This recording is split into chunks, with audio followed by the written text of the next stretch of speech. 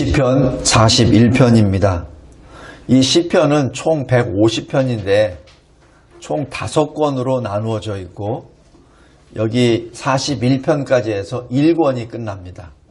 그래서 1권이 끝나기 때문에 여기 13절에 보면은 아멘, 아멘으로 끝을 맺습니다.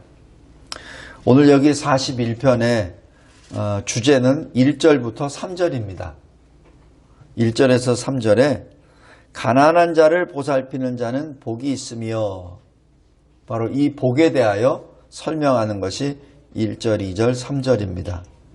그리고 4절부터는 다윗이 직접 체험한 인생 경험을 통하여 하나님이 가난한 자를 어떻게 도와주는지, 어떻게 지켜주시는지를 여기서 간증을 하게 됩니다.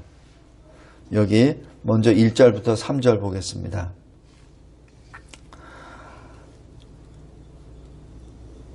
재앙의 날에, 환난의 날에, 심판의 날에 하나님께서 가난한 자를 보살피는 자를 건지시리라 라고 그렇게 말씀합니다. 이 마태복음 5장에서도 이 돕는 자, 연약한 자를 돕는 자에게 복이 있다라고 말씀하고, 마태복음 25장에서도 주님께서 마지막 때 양과 같은 무리, 염소와 같은 무리를 구별하여 주시고, 또 양과 같은 무리에게는 이렇게 칭찬하십니다.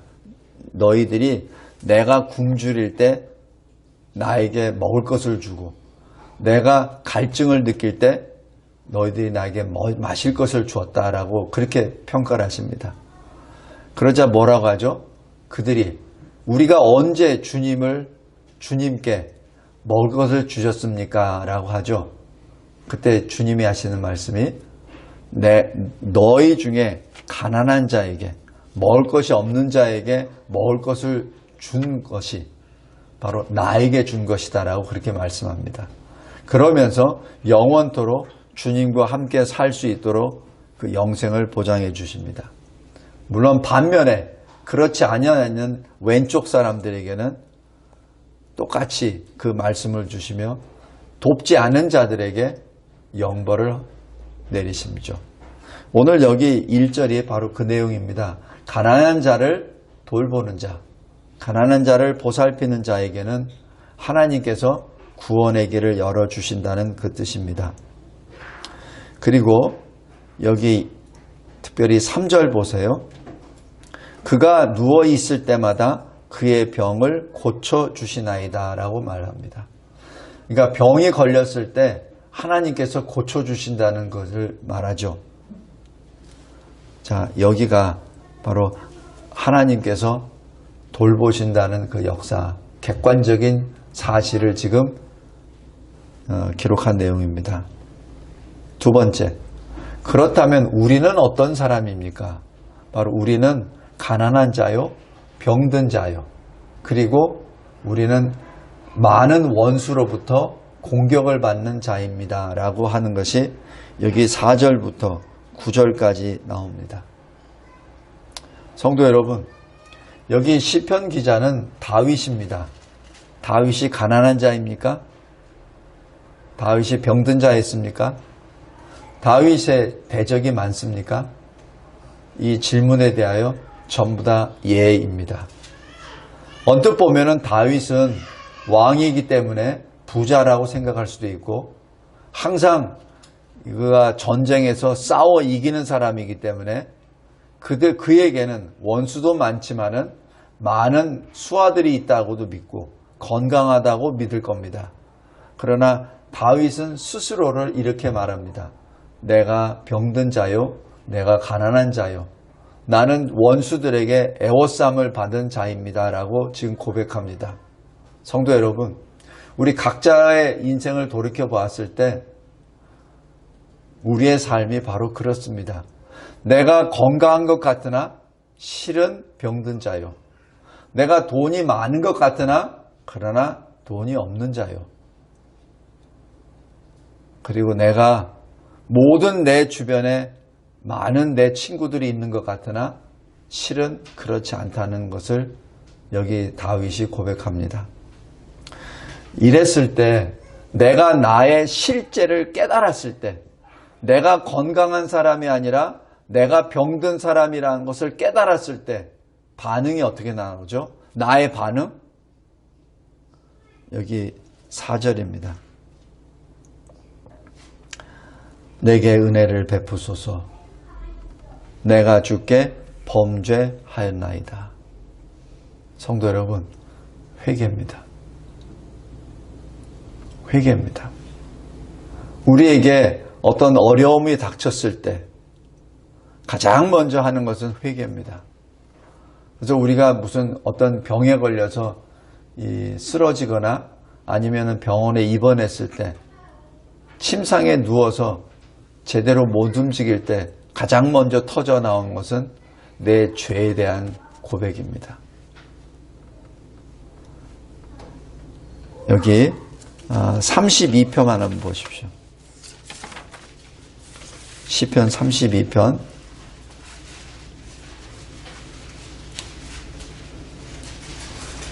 3절 보십시오. 내가 입을 열지 아니할 때 종일 신음함으로 내 뼈가 쇠하였도다. 내가 하나님 앞에 범죄했다고 말하지 아니하고 내가 입을 꼭 다물고 내가 내 주장만 하고 있을 때 내 뼈가 부서졌습니다. 그래서 5절 보십시오.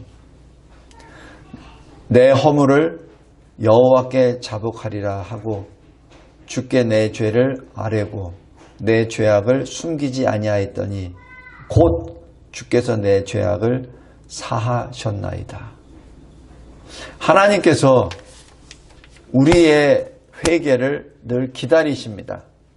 하나님은 우리의 죄 자복을 기다리세요. 그래서 여기 4절 보시면 여호와여 내게 은혜를 베푸소서 내가 주께 범죄하였나이다 라고 했을 때 그것부터 시작이 돼서 나를 고치소서라는 기도가 들어갑니다. 그래서 우리가 어려운 일을 당했을 때 내 육신의 고통 가운데 있을 때 여러 가지 상황상에 내가 고난 가운데 있을 때 제일 먼저 하는 것은 회개입니다. 그랬을 때 하나님이 고쳐주십니다. 3절 보세요. 그가 누워있을 때마다 그의 병을 고쳐주시나이다 라고 그렇게 고백합니다. 회개하는 자에게 주님께서는 새 생명을 주십니다. 여기서 4절에 나를 고치소서라고 했을 때 이 나라는 이 히브리어 말은 육신만을 하는 것이 아니라 육신과 영혼을 같이 말합니다. 육신과 영혼을 같이 말합니다. 그냥 육신의 질병만을 얘기하는 게 아니에요. 내 영의, 내 마음의 낙심과 좌절도 여기서 말을 합니다. 그 다음에 9절 보십시오. 원수들이 나를 애워쌌습니다. 그래서 내가 병들어서 누웠을 때 저 사람 언제 죽을까? 죽을 때 다 됐는데 왜 아직도 살아있지? 라고 수근수근 된다고 하죠. 위로가 아니라 경멸이요, 조소요, 저주입니다. 근데 그 사람들이 누구죠? 9절입니다. 내가 믿고 나와 함께 음식을 같이 나눠 먹던 나의 가장 가까운 친구도 나를 대적하여 그의 발꿈치를 들었습니다. 라고 기록합니다. 여기서 발꿈치를 든다는 얘기는 왜 창세기 27장에 보면은 그 에서와 야곱이 나올 때 이 야곱이 에서의 발꿈치를 잡죠. 그 발꿈치에서부터 어원이 되는 건데 이 발꿈치라는 것에 이를 동사로 썼을 때는 속이다라는 뜻이 됩니다. 그리고 이 발꿈치를 들었다는 이 표현은 나중에 요한복음에 예수님께서 12제자에게 마지막 성찬식을 베풀 그때 너희들 중에 한 사람이 나에게 발꿈치를 들 것이다 라고 하는 그 표현이 있습니다. 가룟 유다를 말합니다. 그래서 여기 발꿈치를 들었다는 얘기는 마치 여기 이 말이 자기 주인을 공격하기 위해서 뒷발을 들었다는 그 표현이죠. 성도 여러분, 이 구절과 같은 상황에 우리가 직면했을 때 우리는 사실 마음이 상실돼 버립니다. 모든 신뢰가 다 무너져 버리고 하늘이 무너지는 것 같이 돼 버립니다.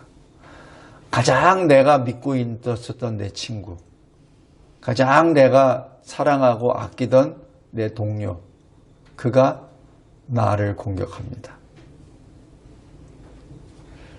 성도 여러분, 그때 우리는 어떻게 합니까? 세상을 저주하고 그 친구에게 욕을 하고 그리고 그 친구에게 같이 칼을 들고 찌릅니까? 여기 다윗은 이렇게 고백합니다. 11절, 내 원수가 나를 이기지 못합니다. 왜? 주께서 나를 기뻐하시는 줄을 내가 알았기 때문에 그렇습니다. 그 원수는 내가 하지 아니하고 하나님이 다스리십니다. 왜? 12절, 주께서 나를 온전한 중에 붙드시고 되어 있습니다. 주님이 나를 붙드셨기 때문에, 여기서 나를 온전한 중에 라는 것을 이 원어상으로 보면은 나의 신실함 때문에 라고 얘기합니다. 내가 하나님 앞에 신실하고 내가 하나님 앞에 경건했기 때문에 라고 나옵니다. 그런데 그 신실과 경건은 어디서 나오죠? 하나님으로부터 옵니다. 우리 인간으로부터 신실과 경건은 나올 수가 없어요. 우리가 신실한 믿음을 가지고 경건한 삶을 누린다는 얘기는 하나님이 우리에게, 나에게 은혜를 베푸셨기 때문에 그렇습니다. 인간 어느 가운데 자기가 가장 가까운 사람으로부터 배반을 당했는데 거기서 화를 내지 않을 사람이 어디 있고 거기서 낙심하지 않을 사람이 어디 있습니까? 그런데 하나님께서는 그것을 이기는 기쁨을 주시죠. 신실을 주십니다. 그러기에 그 신실 가운데 주님이 구원해 주십니다. 그래서 12절 보세요. 주께서 나를 붙드시고 라고 기록합니다. 내가 그러한 환경 가운데 내가 이길 수 있었던 것은, 내가 극복할 수 있었던 것은 하나님이 나를 붙드셨기 때문에 그렇죠. 그런데 그 원인은 나의 신실과 경건인데 그 신실과 경건은 어디서 나왔죠? 주님이 나에게 주신 것이죠. 그래서 13절입니다. 영원부터 영원까지 송축할 줄로다. 성도 여러분, 늘 우리가 이 세상을 살면서 우리 각자에게 임한 여러 가지 어려움과 고난과 환난이 임했을 때 가장 먼저 하나님의 이름을 부르는 회개의 자리에 있길 바랍니다. 두 번째, 하나님께서는 그 환난이 어떤 환난이 되었든 주님이 우리에게 힘이 되어 주십니다. 여기 시편 41편의 가장 큰 주제는 하나님이 나의 도우심입니다. 나의 도우심입니다. 그 누구도 나를 도울 수 없습니다. 그 누구도 나를 도울 수 없습니다. 여기 시편 146편 한번 보세요.